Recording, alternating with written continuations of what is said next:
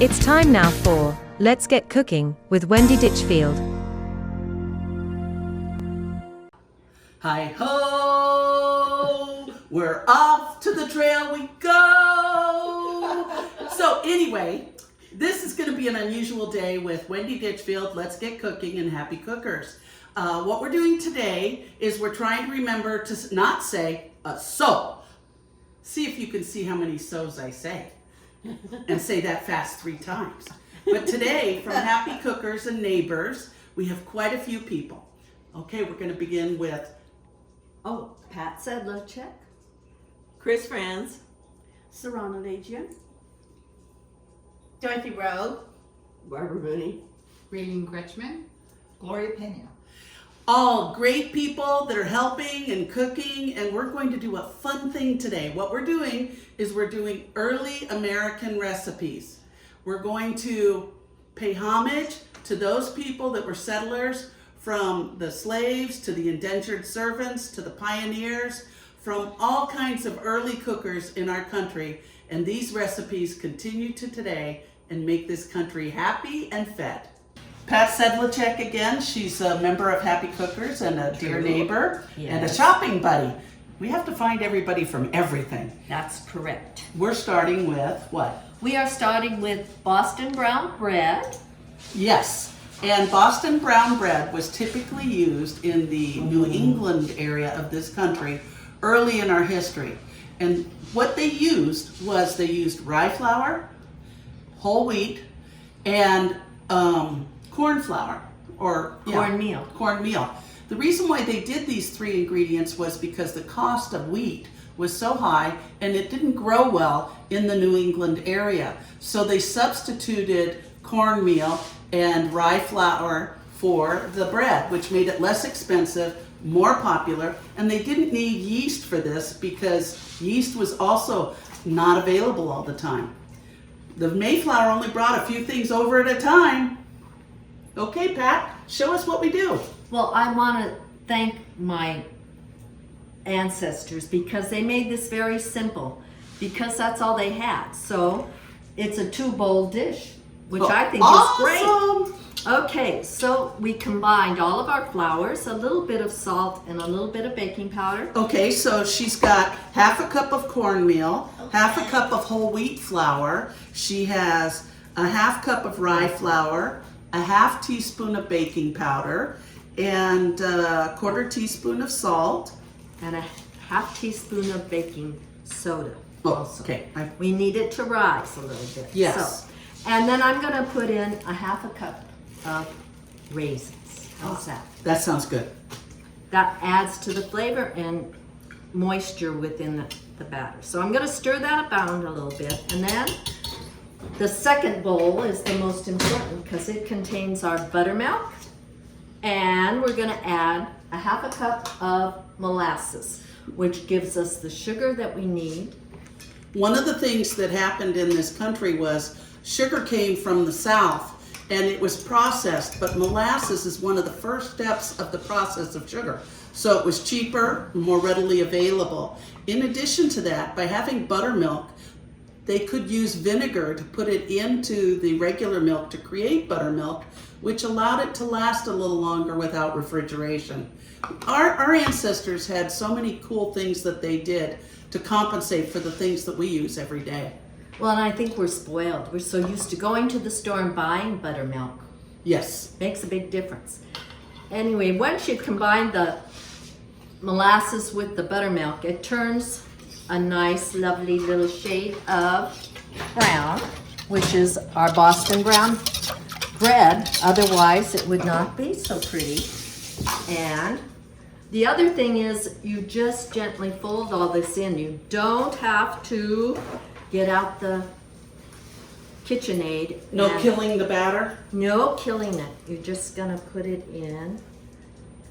Okay. I love having a sous chef. Here you go. Oh, yes, ma'am. So we're gonna combine all that. Easy peasy. And it's strictly a matter of folding it all together.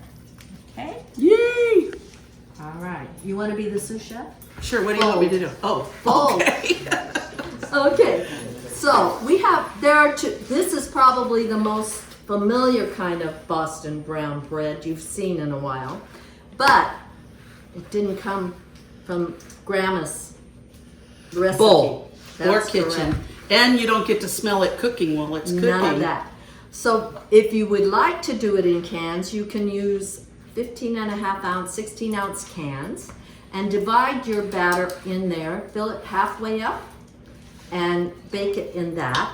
Or since we're trying to be a little more today. Rustic. Well, and a little more today, we're going to use a regular loaf pan. Oh, that kind of thing. Yes. Yes. So we're Believe gonna- it or not that many That's been- people had leftover cans that we could collect in a short period of time. Right. So we've greased our pan and we're going to add our batter. Looks pretty good. We're going to, Now, if you had a smell video, this smells great already. Just the molasses makes you think of Grandma. And we're all grandmas.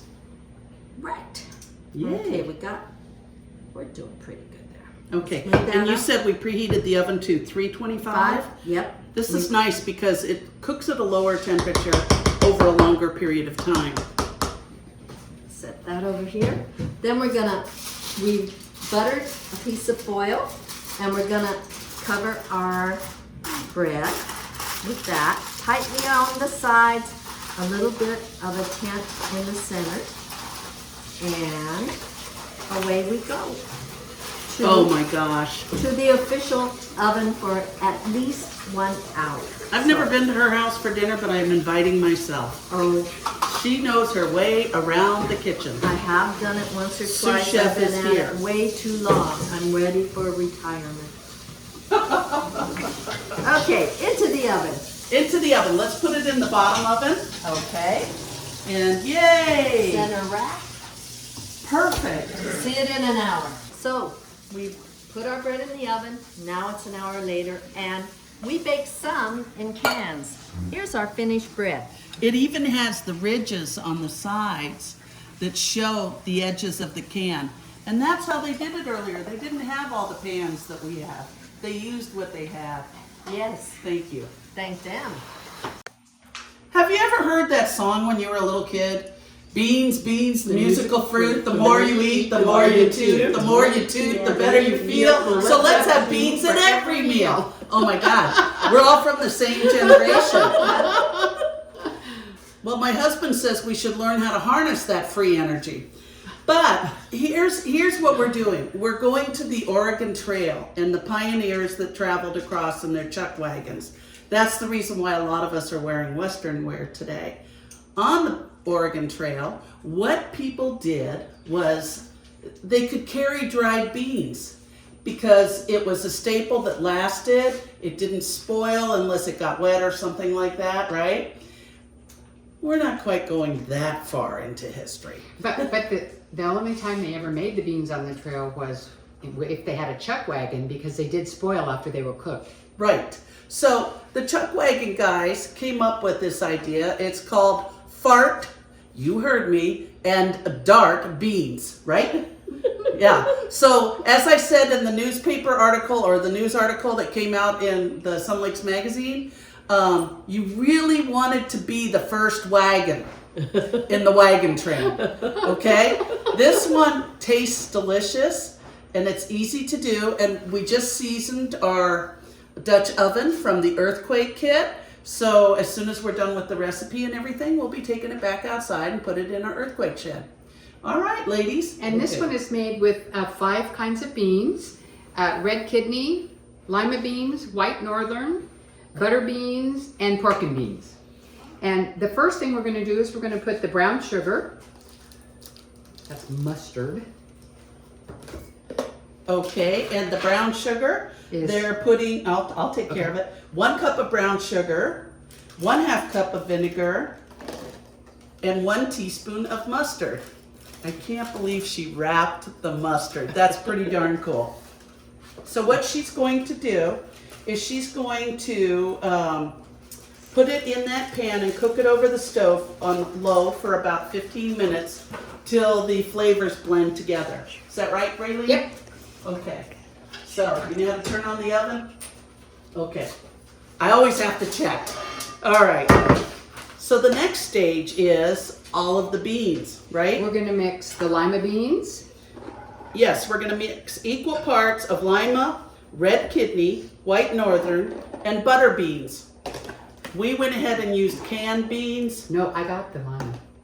No, I know, but Oh yeah. yeah, you got Sorry. canned beans, right? Yeah, I'm sorry. We looked all over the store, and I'll tell you, the Albertsons people were so helpful to us in every capacity. Raylene and I did shopping for the video. It was incredible.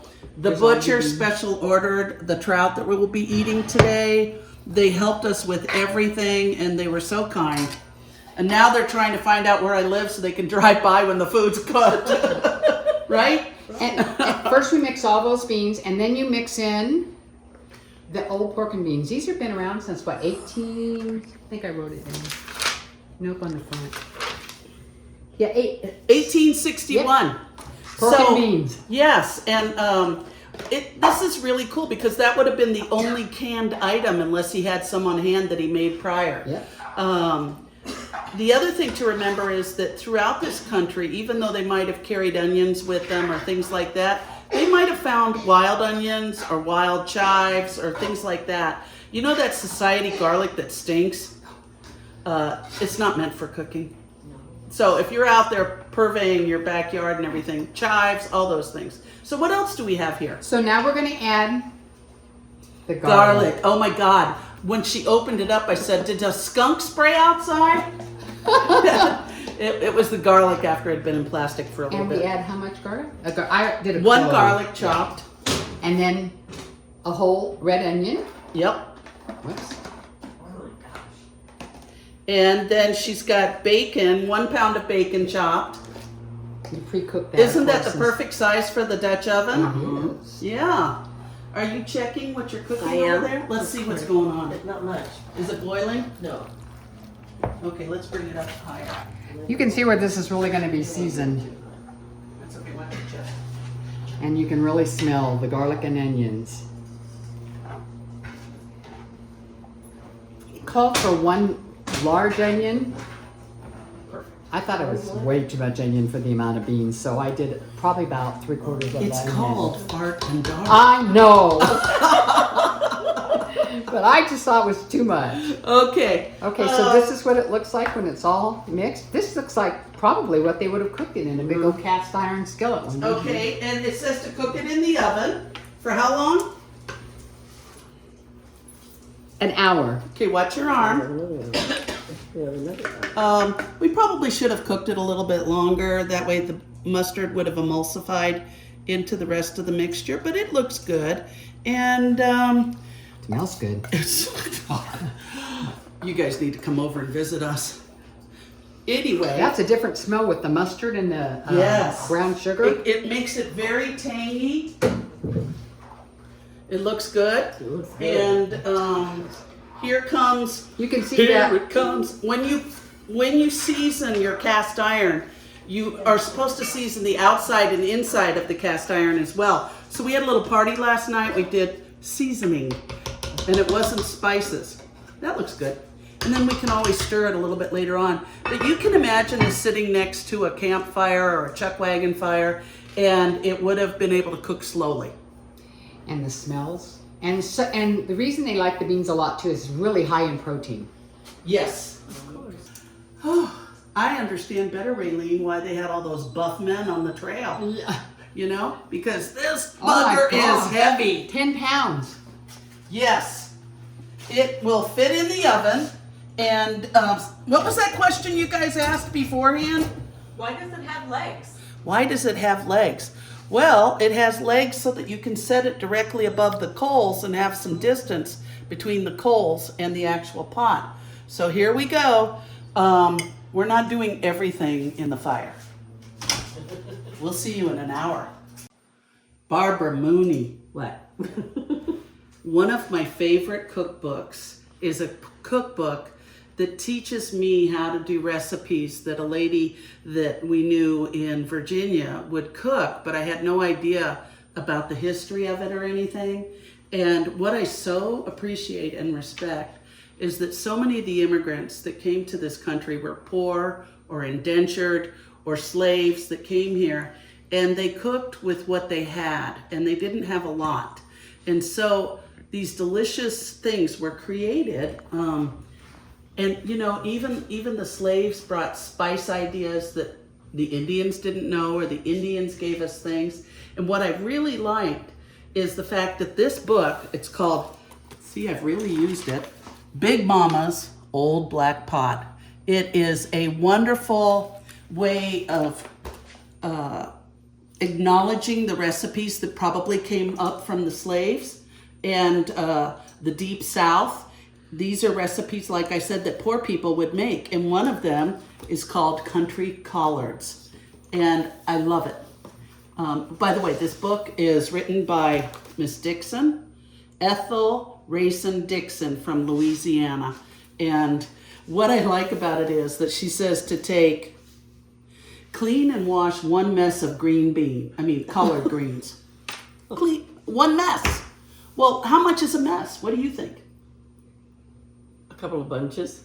Well, actually 1 mess is just the right amount of stuff you need, whether it's vegetables or meats, that you cook for so many people. So our crew and everybody here, that's about 10 people. So I'm going through Albertsons, I'm checking out the collard greens, and I'm like, I guess 3 of these must make a mess. Pretty cool, huh? So then what happened was, one of the happy cookers last night came over. I love these scissors because they go in the dishwasher and they cut super well. It's something I got at Costco. Anyway, what we did was we took the big collard green leaves and we cut through the stem, which was in the center. Just cut it with the scissors, okay? It was awesome. Just took out the big stem, left all the stems on the leafy part, but just that center stem that we cut out.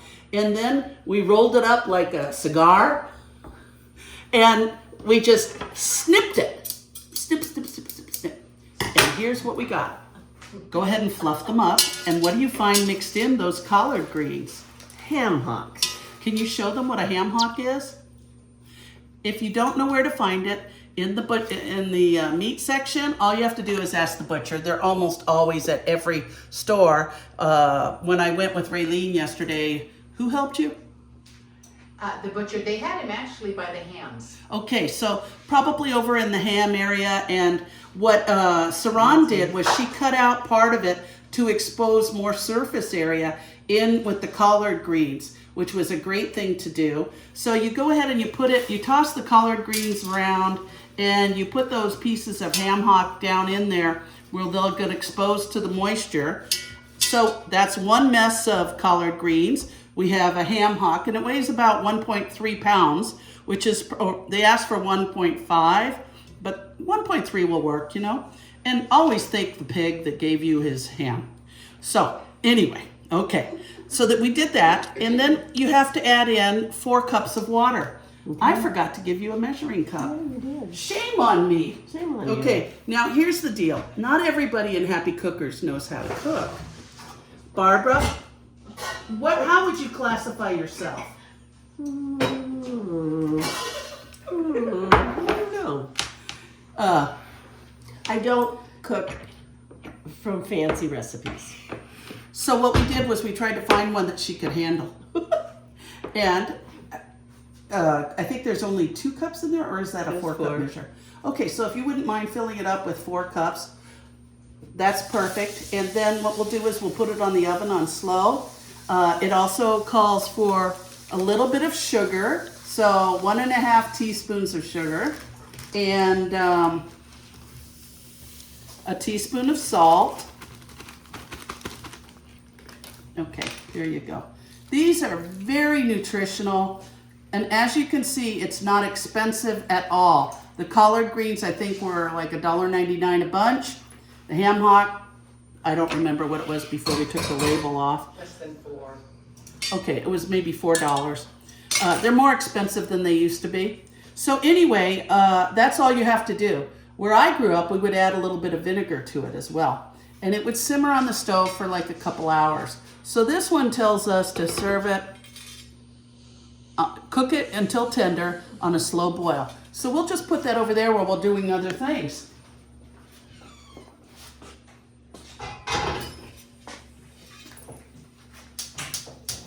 Now, one of the things that, oh, you know what? She pointed out I've turned on the wrong pot. One of the things that I mentioned to Barbara and a lot of people that say, well, I don't know how to do that.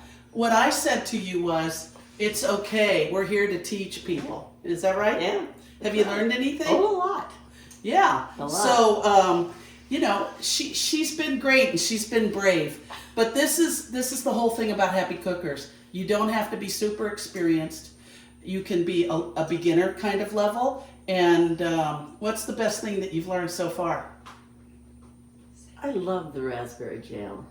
Oh, enhanced jam. Okay, thank you, Barbara. Saran is going to be a new member of Happy Cookers. She just moved here to Sun Lakes. How do you like it? I love it. Yay!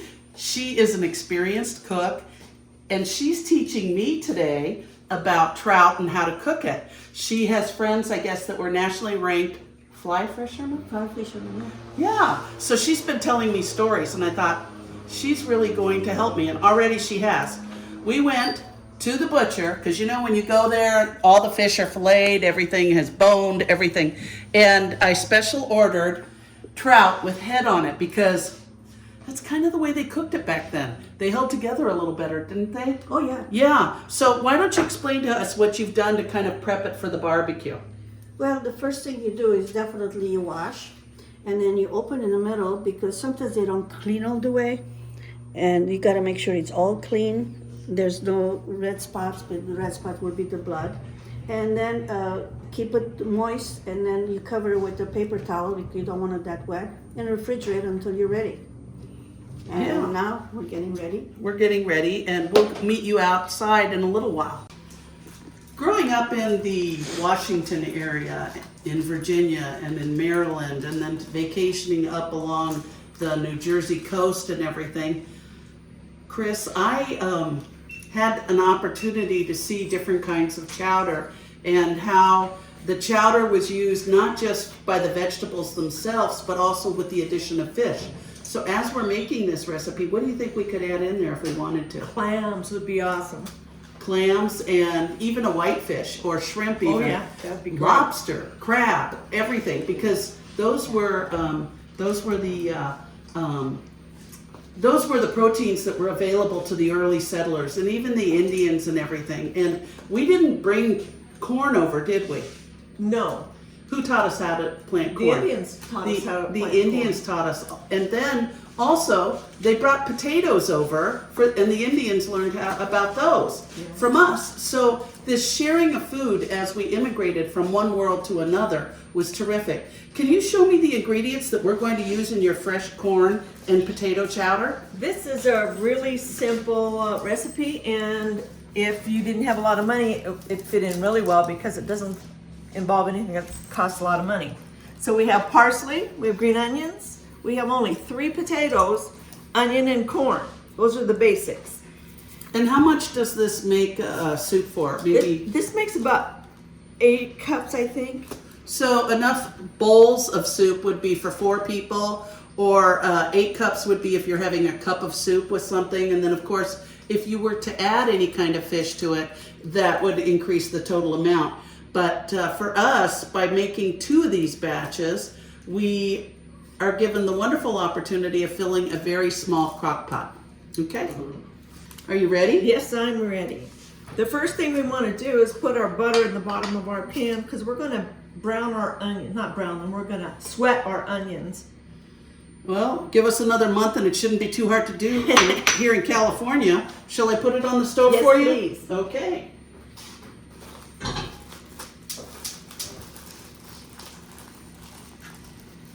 The butter is melting. This is, believe it or not, 1 medium onion. That seems like a lot of onion. Wow. Another skunk smell. Yes. So we're going to, oh, I said so. And We're- again, We're going to add it to the butter. Then we're going to let it sweat, according to Chris. And Chris is an incredibly talented seamstress. She creates these things that are amazing. You'll see some of those creations in the next video. Here we go. We've got 1 tablespoon of butter in there now, 1 medium onion. We're going to sweat it. Now you took a pound of red potatoes that we used and you cubed them over here. This is what they look like. You showed me something that was really interesting. I've always wondered, what's an easy way not to brown my potatoes if I cut them in advance? Why don't you tell Annabelle What I did was they left most of the water on them. I just put water on them, and then I put maybe 1/4 of a cup of milk in it. And that keeps the potatoes from turning yellow and brown and icky. So you were able to cut them up ahead of time like you would for Thanksgiving or something. Yes. Put them in a container that's covered, add water and about 1/4 cup to a 1/2 cup depending on how many potatoes you have, right? Yeah, it just creates a chemical reaction so that it doesn't turn color. Isn't that the coolest? Great. Well, that's sweating. What do we do next? We're going to put all these ingredients, almost all of them, in at once. All right, so we're going to put in the pound of cubed potatoes that we've just seen, and we hear it sweating over there. Then she's adding 1.5 cups of frozen corn, 3 cups of reduced sodium chicken broth. I like the broth, the bone broth, that has a little more flavor to it, but a lot of people don't like the reduced sodium because it lacks flavor, they say. But you know, it's whatever your nutritional needs are. Then you add 1.25 cups of half and half, right? No, one cup. Because we're going to reserve some of it for Oh, it making a says roux. divided, gotcha, okay. And then 2 green onions, you've already, oh, that's right there. I lost my place. Salt and pepper. Salt and pepper. Oh, you're good. You've got some cool ramekins there. And the This parsley. is when you have a real heavy truffle flavored chocolate mousse that's made with total cream. That would be about 300 calories. Anyway, okay, you've got the salt, the ground pepper, you've added in the half and half, and you've added, have you added the parsley? Yes. Okay, And the broth. and the broth. So what you're gonna do, cook it for how long? This is going to take about 20 minutes. maybe? 20 minutes. Oh, that's a At the piece of most. cake. That seems actually long. So, yeah, you can have a nice pot of homemade soup in 40 minutes, easy. Isn't that amazing? And of course, you can always add other vegetables if you wanted green pepper. The other thing, we tasted the first half that she's made already. It was a little bit on the bland side, so we added a little bit of dried thyme to it and see what that flavor is. Plus, we added a little salt and pepper. And Chris, anything else? I'm going to make a little roux out Okay. of flour and the remaining cream, or heavy cream. And the way I do that is I put it in a container and I shake the daylights out Oh of it. gosh, that's like shake-a-pudding. This is how you make gravy too. Seriously? Yes. So this will be our roux when this is cooked a little bit, soft. And this is going to thicken that because it's a pretty thin soup without it. Whoa, that is amazing. And that's it? That's it. Holy smoke. Who's the most famous pixie of all? I have no clue. I think Tinkerbell is a pixie, isn't she? She's not a Fairy. pixie, she's a fairy. Well, I think I'm going to change the title of this recipe because here's the deal. It's called Pixie Pie. Right. But did you look up what a pixie is? No. I thought they were little sprites, cute little things that flew around. I won't go into the erogenous details of what a pixie is, but this pixie pie may be erogenous in one way in that it just delivers in flavor and other things. Now, this is another recipe from the old black pot that I got. What's really cool about this is if you remember that America wasn't just settled immediately. Columbus actually ended up, I think, in Cuba. And so a lot of places that grew pineapple actually brought that product up to the lower parts of the colonies, which is cool, don't you think? I think so. I think the history of the way foods immigrated with us is amazing. So we're making pixie pie. We'll call it fairy pie. How's that? I like that. Okay, so it'll be a little more like Tinkerbell because Gloria is going to be. Tinkerbell. Yes. Okay. We're cowgirl Tinkerbells. Okay. So anyway, what you do is we melted a cup of butter. You don't want it real hot or anything because we'll be adding eggs to it. Go ahead and add 2 cups of sugar.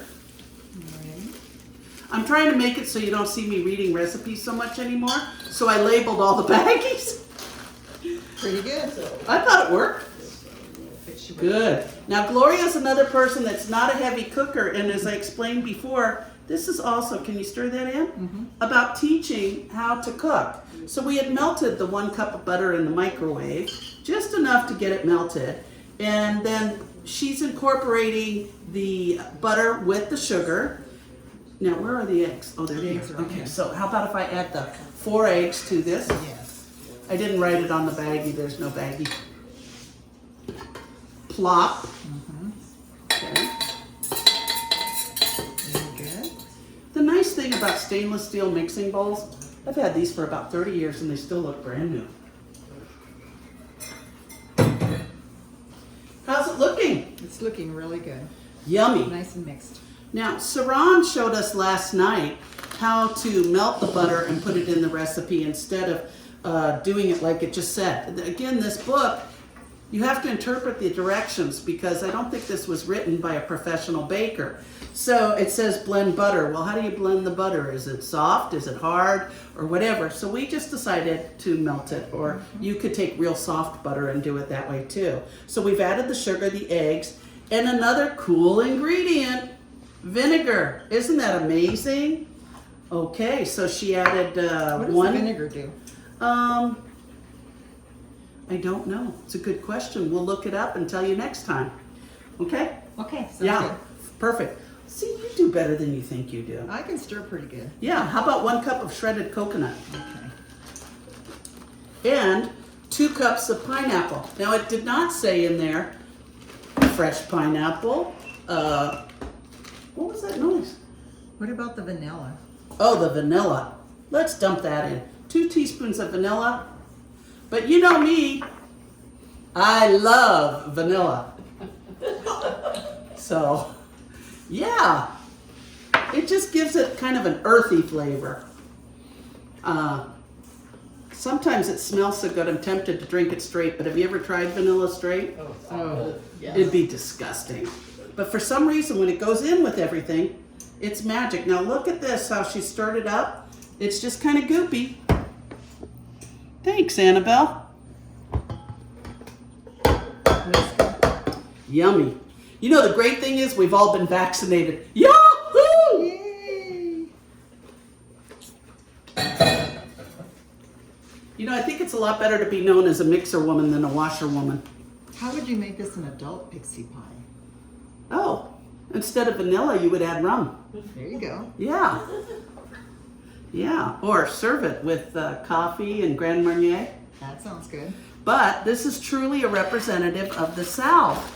And so we need to add the pecans. Again, if you think of the transfer from pecan pie in the South, because pecan trees were plentiful, to the coconut and to the pineapple.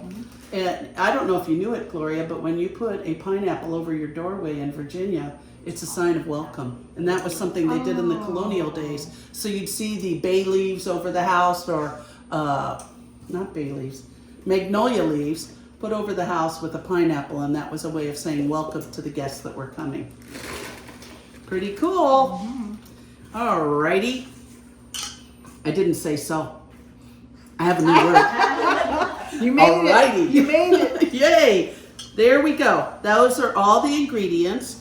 Now, Saran and Gloria, when we pre-cooked it last night, we noticed we had a huge amount of filling for one 9-inch pie shell. So we got one of those prepped pie shells that you get at Albertsons. I like the deep dish ones. I like Marie Callender's, but this one looks good too. And it was a a store brand of Albertsons. That signature brand. Now I think that might be a little too much. Now, Can what did you cut- crush there?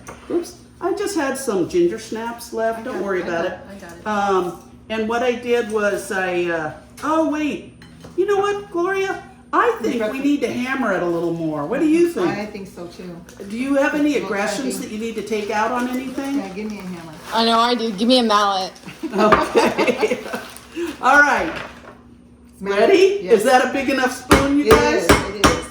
Now, this is really cool because what we've done is we've taken a baggie,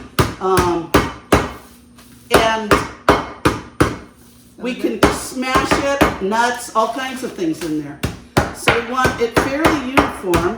One thing I forgot was butter. That's what I was gonna say. Do we have any butter left? Oh my gosh. Yes. Okay, some butter. Miss Sedlacek, do you know where there's some butter? Excellent.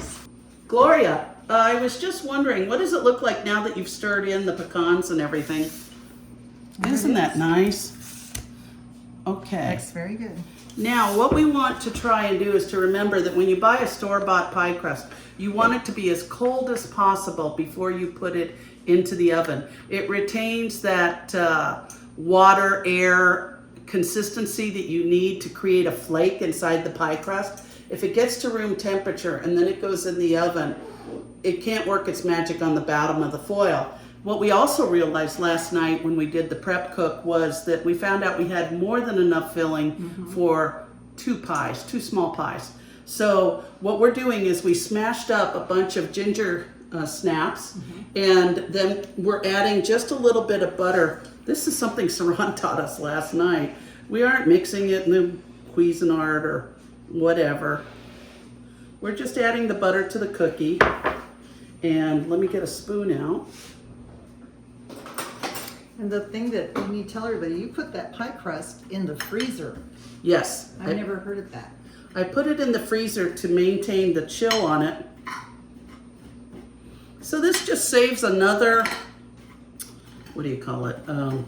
Another process of having to clean out your Cuisinart and bowl and all of that, because the butter in this will allow it to slip away and when you cut it.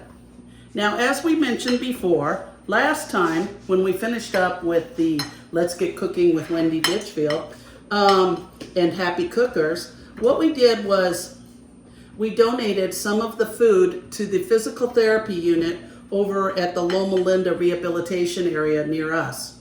I didn't know that. Yeah, That's a good thing. yeah, they really liked it. And so that's what we've been doing. We've kind of been deciding, okay, we'll take it either to security or we'll take it to a first responder. I think I might try the fire station next. Can you go ahead and pour some of that? Do you need any help? Let's pour it into this one first. Let's see how much that is. Excellent. Let's pour a little into here. That's good. A little more into there.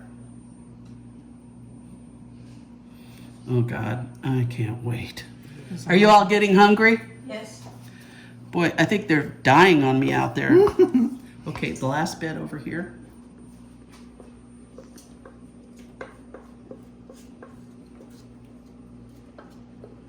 This is almost too easy. Right? No way. You are telling me that? She says, oh, sorry. She tells me how she doesn't like anything hard. Would this be something you could do? If it's a 30-minute dish, yes. Okay. Anything more than 30 minutes, no. All right. All right. We're good.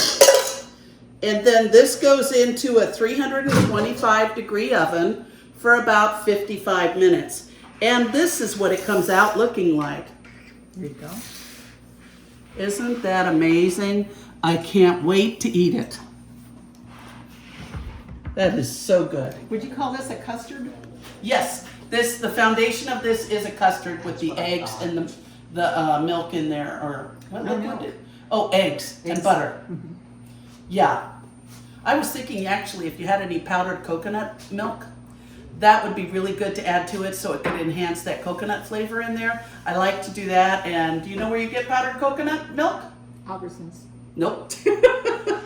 I go to the Asian food store. Oh, Yep, they all carry it. Cool. Oh my God, I'm smelling everything in here. You guys, sorry you don't know my address. Wow, we're almost at the end. This is Saran. She's going to be a new member when we're able to resume our activities. We're hoping, we're crossing our hearts, not for sure, but we're hoping that the 4th Friday of the month in July that we'll be able to reopen Happy Cookers. That is not for sure, so look at announcements coming out about mid-July to see if we're actually able to do it. And we'll welcome you with open arms. Thank you. You're It's welcome. an honor. You have been so good in teaching me things. Saran, we made a almond sage crust batter here to put on top of the trout. We went to Albertsons, and oh my God, I couldn't believe it. You know how the old-fashioned thing showed the local butcher and all of that? Well, this was the true test. I went there and I ordered 13 rainbow head trout. And he said, no problem.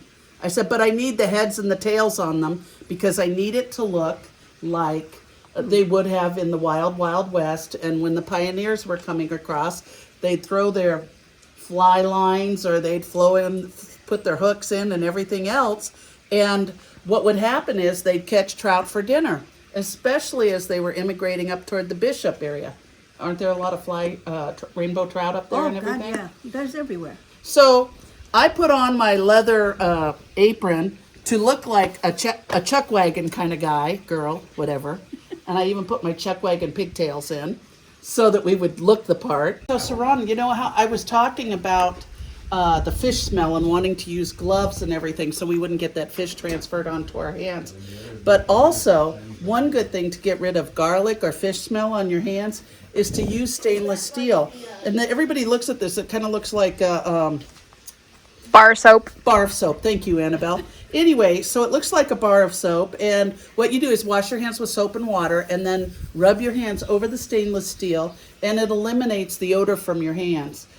Sometimes using a little bit of lemon helps. I Also, was going to say my mother make us do lemon. yeah, another trick to do is if you're cooking fish in the house and you get that fish odor, or even if you've gone fishing and accidentally spilled a little fish water on your carpet, here's what you do.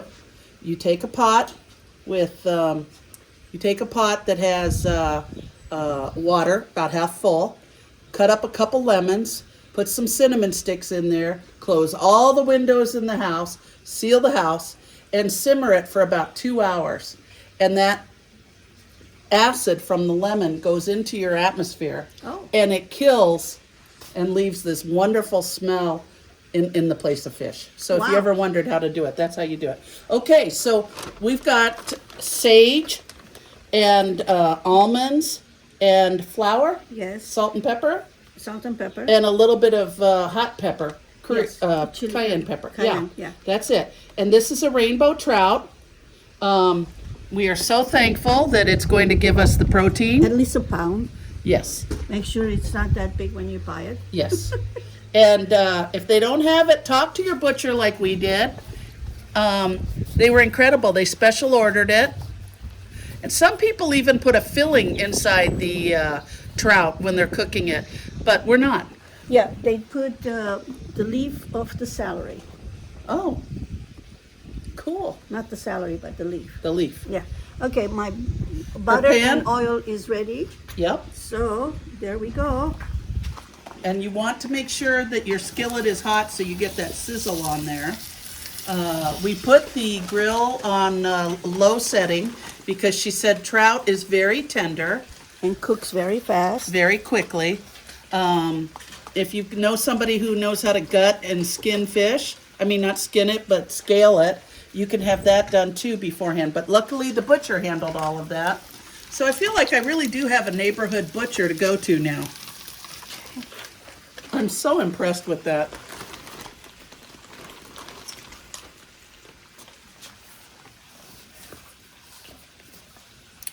They will sell it to you without the head and the tail. Someone has asked us if we would remove the head before it's put on her plate.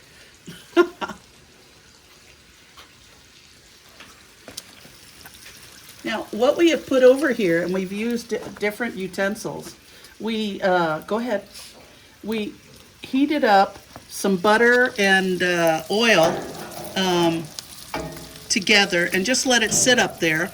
We also put in, I forget what it was, cherry wood? I think cherry wood chips. We soaked them overnight and we put them in a aluminum foil pan. Go ahead and close it. Aluminum foil pan and poked holes in it so it would smoke. I don't know how much smoke we've gotten from it this time. We probably should have heated up the grill first with it in there, and then it would permeate the air more. But we'll use it again next time. It's not going to go bad on us. No. And so we cover it so it gets even heat. How long do we do that for? It looks like about 5 minutes. On What I each do- side? Yeah, what I Okay. do is, you will see the bottom part where it's open, the white part of the fish that was clear, Mm-hmm. it becomes opaque. Okay. That means it's done. Opaque means it's done. Great. Come Right. on over here. Awesome. And so you had asked me for a big spatula. I didn't know which one to use. So we've got everything here. Which one is working better for you? I was having, because the fish was able to stay together. Okay. Okay. So we didn't have to have that But I use larger both one. of them sometimes. Oh, okay, Yeah, so- to lift it. Yeah. Now, I need a tray to put the fish away. You want a tray to put the. Okay. Anyway, so this is just amazing. I'm going to leave you for a second to get another hard tray for you to put underneath that. Okay. And we'll call everybody out to join us for dinner. Sounds terrific. I'm hungry. Wow. This smells so good. How do we turn them over? Well, very carefully. First, I make sure it's loose. And then I bring it over. And with this, I try to get support because it's very heavy. Voila!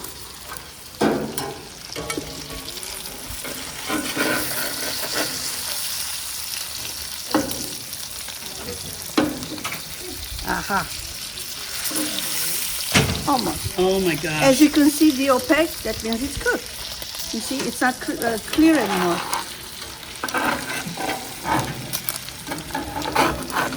You know, I was thinking that if they didn't use the whole fish with the skin on it and you just used the fillet, that topping would probably stick more to it. I have a feeling they might dip it in milk or something that must have left a lot of stuff out. It Yes. has to be, it can't be water, so. Well, they that's use- what happens when you get a Wild West cookbook. They didn't always Yeah. have the cow to get the milk. So, Or it has to be wet yet or something. yes, yes, We took it absolutely. straight out of the freezer, but this is how it's gonna look the other side, another 5 minutes, and we are done. Another 5 minutes and then we'll be able to eat. Ready? We are done. Smells good. wow. It looks good, and we're gonna eat it good. Look at that. Isn't that beautiful?